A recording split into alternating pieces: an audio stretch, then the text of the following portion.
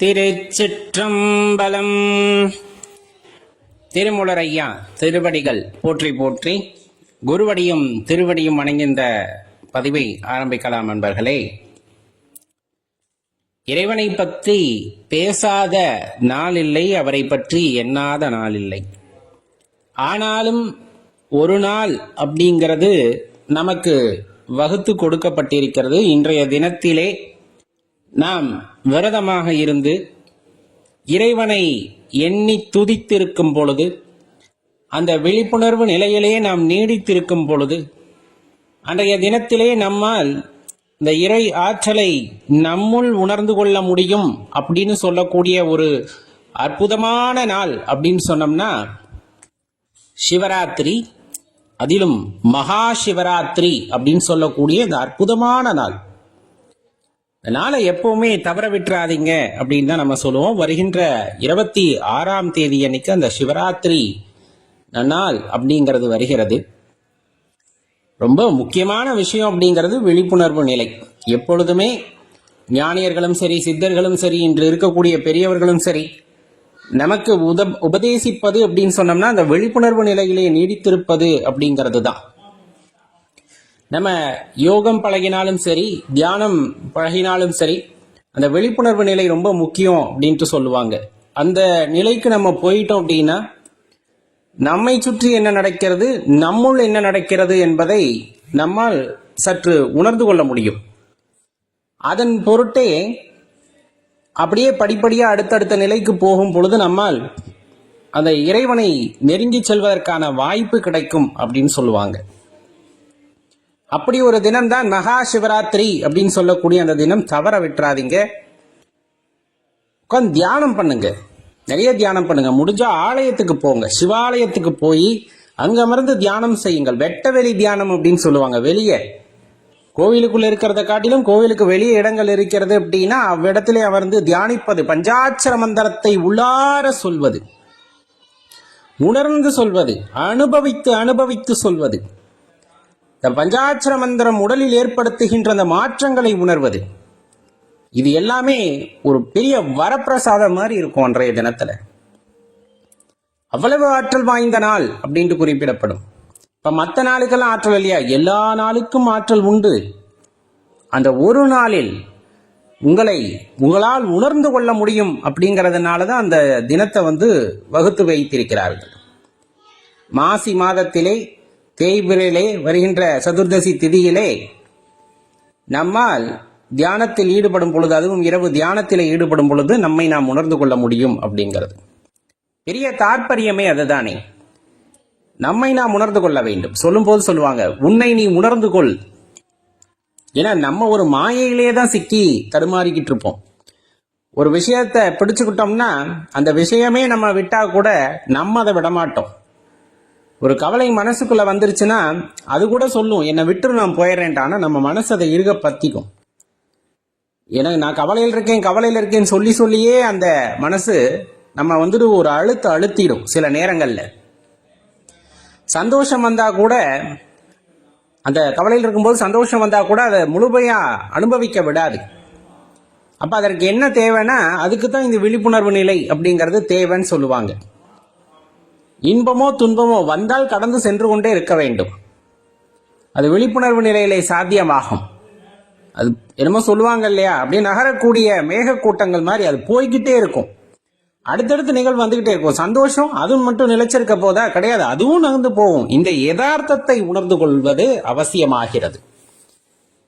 அது எப்பொழுதுமே நாம் கூறுவதன், நாம் என்றதற்கு மன்னிக்கவும், அறிஞர்களாகட்டும் நம்ம ஞானிகளாகட்டும் கூறுவதுதான், வாழ்க்கையை கடந்து சென்று விடு. ஒரே இடத்துல நின்றுட்டு இருக்காத, ஒரே விஷயத்தை பிடித்து கொண்டு இருக்காது. நன்மையோ தீமையோ அதை விட்டு நகர்ந்து போயிடு. அடுத்தடுத்து இன்னும் உனக்கு அனுபவங்கள் கிடைக்க வேண்டும். உலக அனுபவங்கள் அப்படிங்கிறது பெரிய விஷயம். அதை நாம் பார்க்க வேண்டும் அப்படின்னு ஆசைப்பட்டோம் அப்படின்னா அப்ப நம்ம அதுக்கு தகுந்த மாதிரி நடவடிக்கையில ஈடுபட வேண்டும் அல்லவா? அதுக்குத்தான் இந்த மகா சிவராத்திரி விரதம் அப்படின்னு சொல்லக்கூடியது. சந்தோஷமா இருக்கணும். உண்மையா சொல்ல போனா அப்படியே ஆனந்தத்தோட உச்சியில நான் இருக்கேன் அப்படின்னு நம்மை நாமே சொல்லி சொல்லி அந்த ஆனந்த நிலைக்கு போகும்போது, பரவச நிலைக்கு போகும்போது அது ஒரு எல்லையில்லா ஆனந்தமாக இருக்கும். அதை அன்றைய தினத்திலே உணர்ந்து கொள்ளுதல் அவசியம். எதையும் மனசுக்குள்ள கொண்டு போகாதீங்க. விரதம் இருக்க முடிந்தவர்கள் விரதம் இருங்கள்.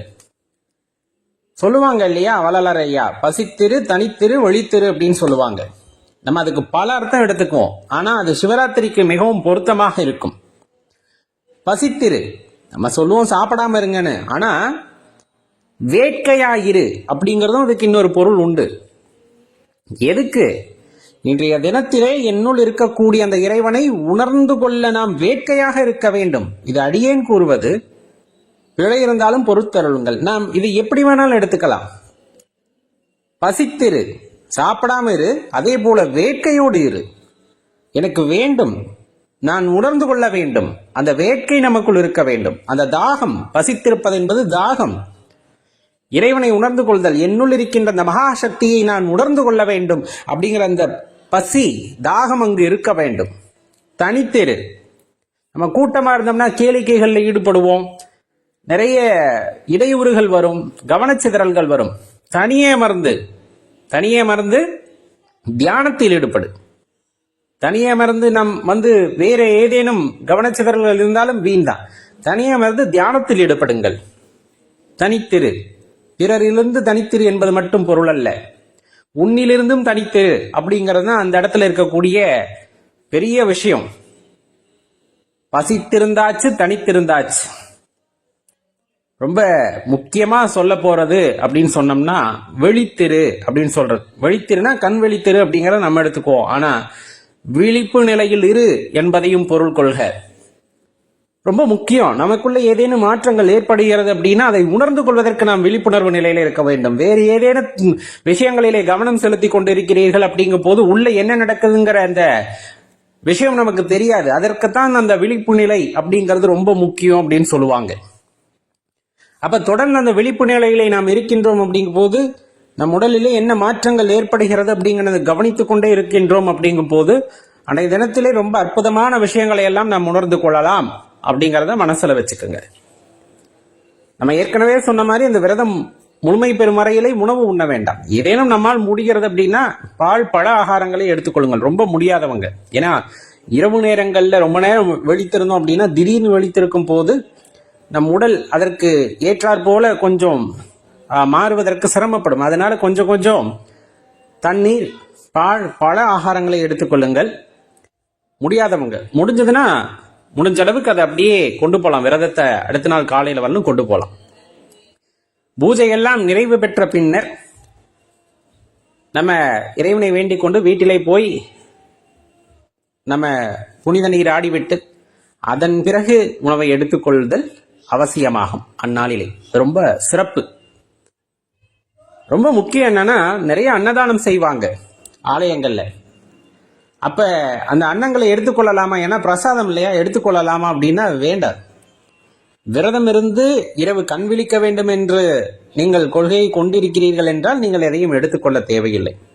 கொஞ்சம் அப்படியே பட்டினி போடுங்க வைத்து, அன்னைக்கு ஒரு நாள் தானே.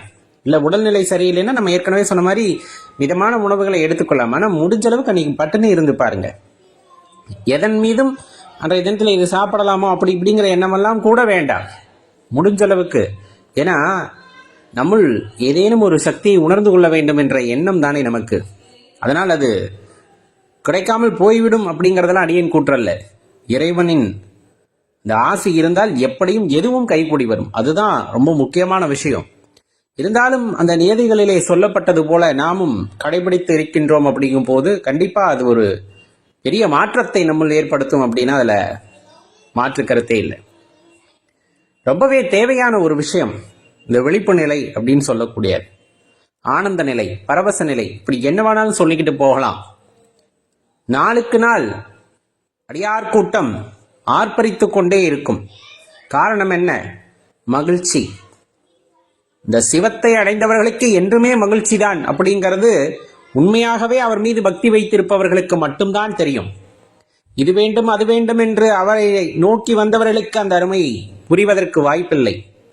தூரத்திலிருந்து இறைவன் இருக்கிறானா இல்லையா என்று கேட்பவர்களுக்கு அதன் அருமை புரிவதில்லை. சிவத்தை உள்ளார உணர்ந்து அதனால் கிடைக்கின்ற இன்பத்தை முழுமையாக அனுபவித்து இதுதான் சிவம் என்று உணர்ந்து கொண்டவர்களுக்கு அந்த இன்பம் அப்படிங்கிறது, பேரின்பம் அப்படிங்கிறது, அந்த பரவச நிலை அப்படிங்கிறது நிலையில்லாத ஆனந்தத்தை தரவல்லது. இந்த வாழ்க்கையில ஒரு முறையாவது அதை எண்ணி பார்த்து உணர்ந்திடல் வேண்டும். அதை விட பெரிய பாக்கியம் இந்த உலகத்திலே வேறென்ன இருந்துவிட போகிறது. அதனால வரக்கூடிய மகா சிவராத்திரி அப்படிங்கிற இந்த அற்புதமான நாளை தவற விடாதீங்க. அருகாமையில் இருக்க ஆலயங்களுக்கு போங்க. ஆலயங்களிலே நம்மளால் என்ன சேவை செய்ய முடியுமோ, உழவார பணியாகட்டும் அல்லது அபிஷேக ஆராதனைகளுக்கு ஏதேனும் நம்மால் இயன்ற பொருட்களை ஆகட்டும் வாங்கி கொடுப்பதன் மூலமாக கண்டிப்பாக ஒரு மன திருப்தி உண்டாகும். மன திருப்தி உண்டாகும். இறைவன் அதை கொடுப்பார் இதை கொடுப்பார் என்றெல்லாம் சொல்வதற்கில்லை, மன திருப்தி உண்டாகும்.